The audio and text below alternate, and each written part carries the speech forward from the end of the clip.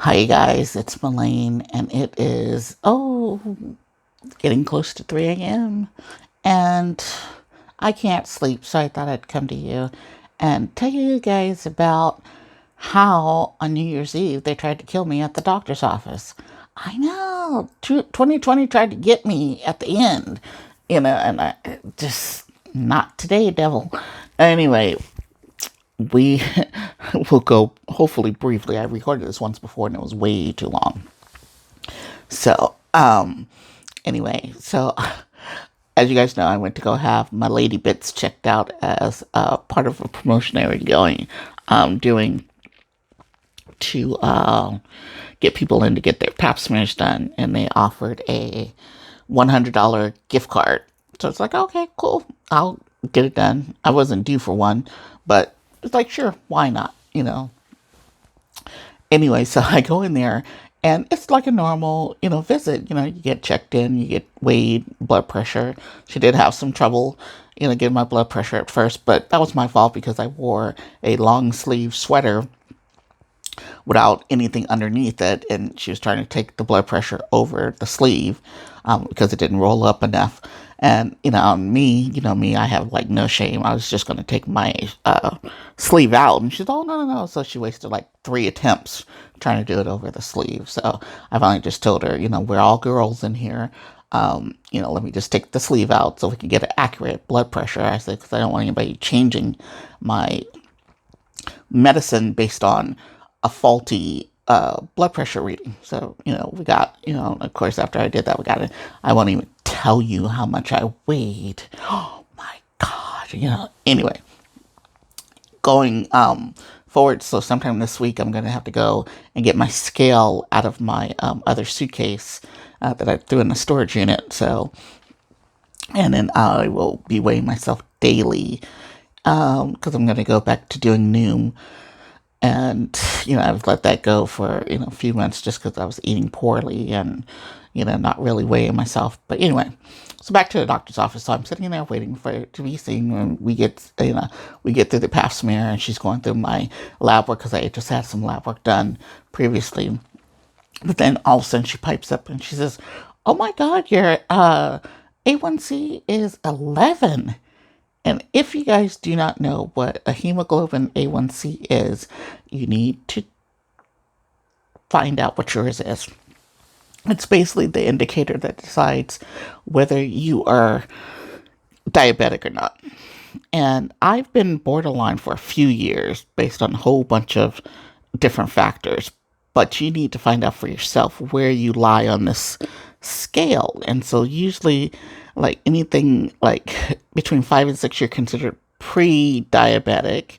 And then going forward, after that, you're considered diabetic. Well, 11, she's just freaking out. So she's talking about how she's going to order me, um, like a glucometer and lancets and stuff like that to check my blood sugar. And I'm probably going to have to go on insulin and blah, blah, blah. And I'm just like, stop. I said, I am not diabetic. I said, my A1C was just taken in September and it was 5 something. I said, it couldn't jump up to 11 that quickly. I said, could it? And so I know what my numbers are. And I'm telling you guys, you should figure out what your numbers are and going forward. So if something like this happens to you, you can confidently tell them, no, it was this when I was last taken. And then, figure out if there were factors that could have made it jump. And so, like, one of the things she asked me, are you taking steroids? Yes, I am taking steroids. I've been taking steroids for about a week because of my foot, the swelling and the inflammation in my Achilles tendon. So she says, no, week wouldn't have done it. It had to be longer than that. I said, no, then I haven't been taking steroids. So anyway, so we go through some more troubleshooting, and then all of a sudden she says, verify your date of birth. Yeah, that's what it was. They had put somebody else's test result in my chart.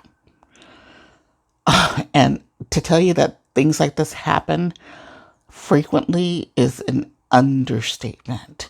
So, so let's look at what would have happened if I had just been like unaware of what my numbers were and just accepted what she told me and would have been like, okay, yeah, I'm a diabetic. Yeah, go ahead and give me that insulin. Well, if you take insulin and you don't need it, it could kill you, And so, yeah, and part of my thing for this year is to be more compliant with my healthcare needs.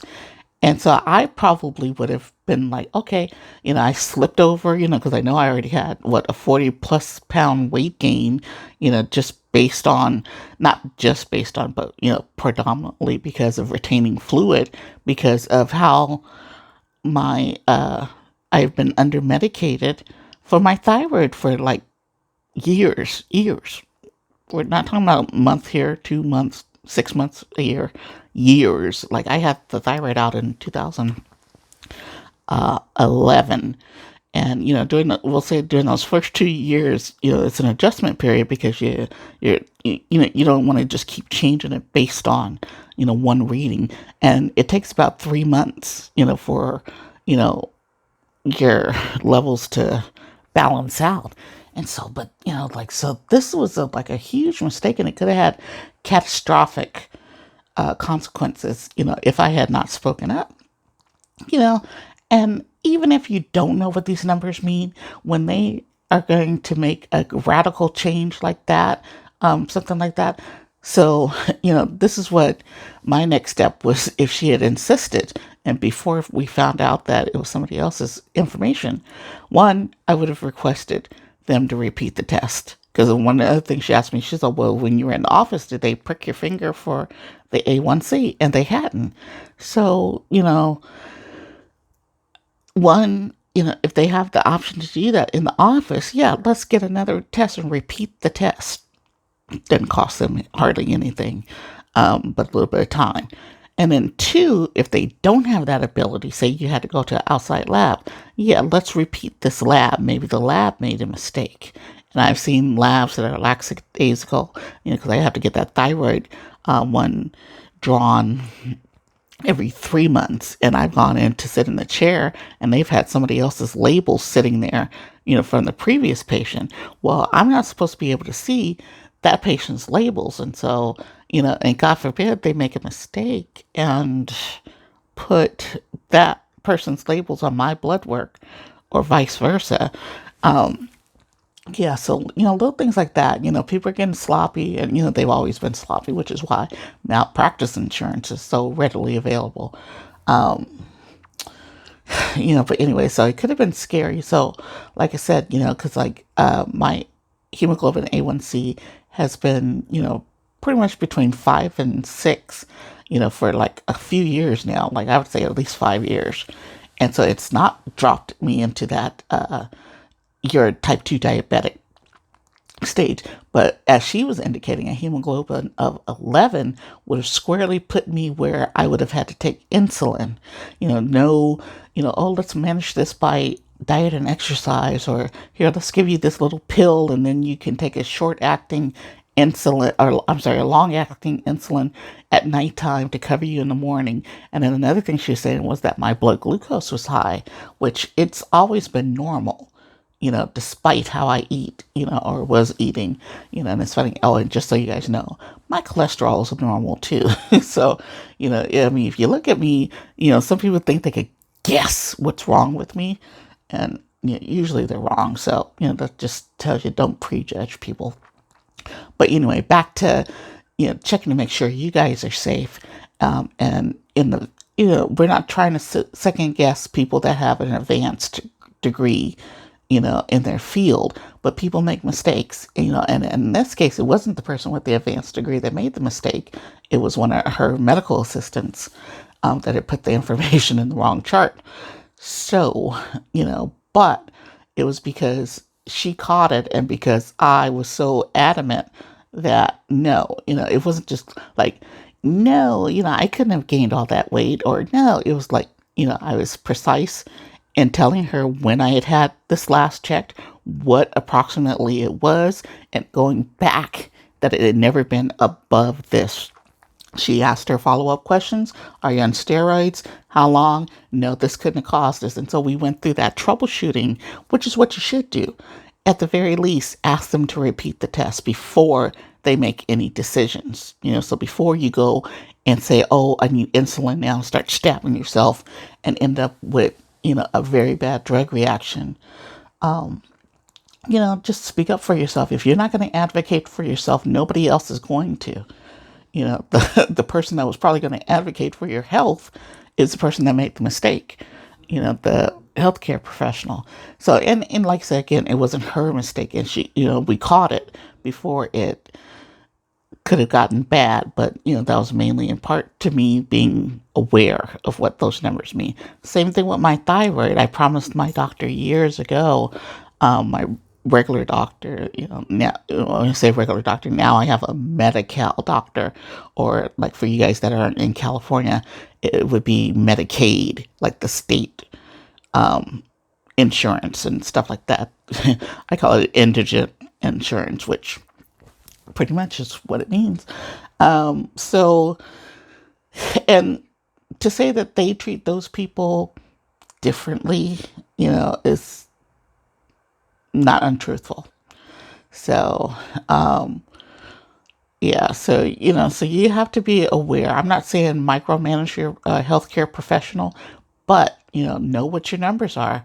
If you are a diabetic or a pre-diabetic, type 2 or type 1, doesn't matter, know what your hemoglobin A1C. If you don't know what it is, ask next time you go to the doctor, hey, what was my hemoglobin A1C? I'm concerned about, diabetes or whatever. And diabetes is not a fat person's disease. So let's not even start with that. There are plenty of, height, weight, proportionate people that, have diabetes. And it has nothing to do with how much you weigh, So let's get, and please do not tell me it has anything to do with sugar. That's a whole nother video in itself to talk about why people used to call it sugar diabetes. But anyway, so, know that number, hemoglobin A1C. And, and it's usually drawn like once a year, every 6 months, because it doesn't tell you, like, it's not like a blood glucose where they stick your finger, even though they can get the number by sticking your finger, like the blood sugar that you can adjust with insulin. This one is telling you a story of what's happened over the last 3 to 6 months with the hemoglobin A1C. So that's the kind of information you get from that. So, but like in my case also, I have no thyroid, and I've had two people make the mistake of thinking I just had low thyroid instead of saying like, oh, why is she on this high of a dose, but her labs are this. And, and I hate hormones too. It was one of the one things that I hated in school. And your doctors hate hormones too. And they hate neurotransmitters. So, that means they hate psych meds. So if you're dealing with mental health issues and your doctor's trying to adjust your medicine and you're struggling, ask them to send you to a psychiatrist. The psychiatrist, not the psychologist, is going to be the one to adjust your medicine for mental health. Okay? And if you don't feel comfortable, and I mean, these things take time. Sometimes they could take up to like 2 months for you to get to the point, or, the messing with and titrating up and down with the dose, changing the meds to see if you're at the right dose. So it takes time, so hormones is one of the things that, doctors hate doing. And so they will send you to a endocrinologist. Endocrinologist is the doctor that is most familiar with the hormones and effect on the bodies. So like if you're diabetic, more likely you've seen a endocrinologist, especially if you're a type 1 diabetic, you probably grew up with one. So it's like, and it's not bad to go to a specialist. That's what they're there for. They're a resource for your regular doctor, because they specialized in these things. And so they can, supplement and go further. And, they know the latest research of something, and, they know that, oh, well, if your patient also has this, this, and this, you better look out for that, that your primary care physician may not be aware of. So don't feel bad about asking to go be referred to a specialist. Um, so, but anyway, so yeah, that was a scary moment when, it could have been really bad if, I just let her order me insulin and said, like, oh yeah, I've been eating like crap for months. I'm probably diabetic now, let me just go.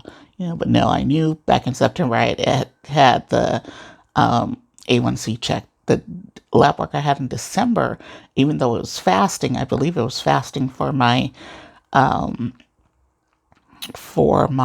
what's it called, for my thyroid, not for the hemoglobin A1C. So I wasn't quite sure, so that's why I referred back to September, because I was still in that 3 to 6 month time range, and it would have covered, that test would have covered me.